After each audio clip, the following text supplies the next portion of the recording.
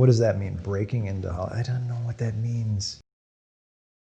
We had another comment come in on our YouTube channel, and we just wanted to run it by you and see what your reaction is.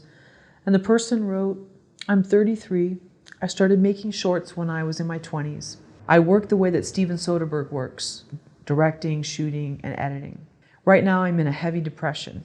I had to move back home 2 years ago after perusing film for the past decade. Home is a tiny island. I won a 7-day film challenge in 2014 and a best short at the film festival in 2015. I experienced sabotage from narcissistic actors that I worked with. They were so insecure that they would rather ruin the whole project than contain their emotions and stick it out to the finish. I still work freelance as a videographer in my country, but I've been feeling hopeless. Even if I've made a breakthrough, just the ability to keep trying is so important. And in my country, no one is interested in film, and there's no film industry. It's just lectures, conferences, a fun event here and there, maybe a commercial or a wedding. I have dual citizenship, so I can always return to the US, but finding good paying work, paying rent, bills, etc.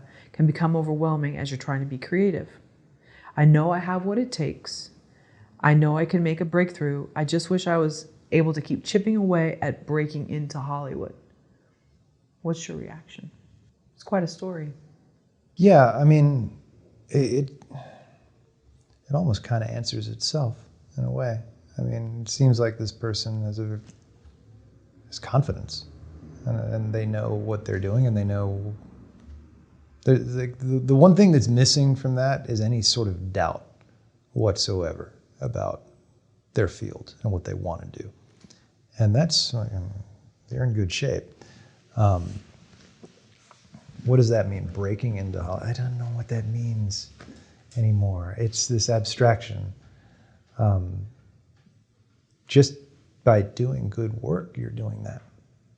Because if you write something exceptional, truly exceptional, no one's going to not notice. You won't have, I mean, it's just, I don't think that really happened. I mean, maybe it does. Maybe I'm naive. I don't know. But I think if you don't write toward the validation and you just are trying to create the best thing you possibly can, and you do that, there's no way people won't be able to pay attention to it. So I don't know. If I'm advising this person, I mean, I'm just like keep working, but don't look too much in hindsight in terms of who's screwed you over and who's damaged certain projects. That shit's not going to go away, and it's not serving you in any way by dwelling on it. So just look ahead. I mean, focus on what you're doing, and when you're looking ahead, just understand it's not going to happen the way you think it is. I think that's almost a hazing to see how badly you want it. Hazing by what, the establishment or whatever? Just doesn't even have to be sabotage. It just has to be that things are not going to go as planned, and things can sometimes go very badly. And if you're able to withstand that, okay, you've got your chip. You've got not a chip on the shoulder, maybe that's helpful, but you've got your little medal. Now you can go on to the next one. Something else is going to happen. You almost need that because it's never going to go as planned. And yeah, no, I see what you're saying. I mean, I don't know. I don't know if there's a direct hazing that goes on. I mean, maybe there is. I don't think I was hazed, really. But I think that LA, if we're talking about LA and being here, it certainly tests you. Because, like, if you're not from here, which most people are probably not from here, I guess, I don't know. And you come out, the typical story is that you come, you've got like 3 or 4 contacts, and they all do not pan out. And they don't call you back, and then you're here and like, what the fuck am I supposed to do? I'm in this place. And it can start to feel very alienating. I think that's the test that I see most people go through, is that it's like 6 to 8 months. Can you withstand the loneliness? Can you withstand the sudden estrangement and find your people and find your way? Or are you going to hightail it? I don't know if that's conscious. I don't know if, I mean, obviously it's not, it's just situational. But I find that those who do overcome that period tend to find their way. And, whether it's with their people, their friends, their work, and all of it combined. That's a really good point. Thanks. I hadn't thought of that. And not just even just being here in Los Angeles, but just that projects are going to fall apart, or Yeah. somebody's going to be upset with the way the cut of the film was or whatever, and just knowing that's a lot of filmmaking, and if you can withstand that and graduate to the next one. Yeah, and if you've got a cut of the film, I mean, you're in great shape. Usually people screw over one another's projects in the early stages. And it's ridiculous. I mean, it's like to the point where if someone's not screwing over your project, something's wrong.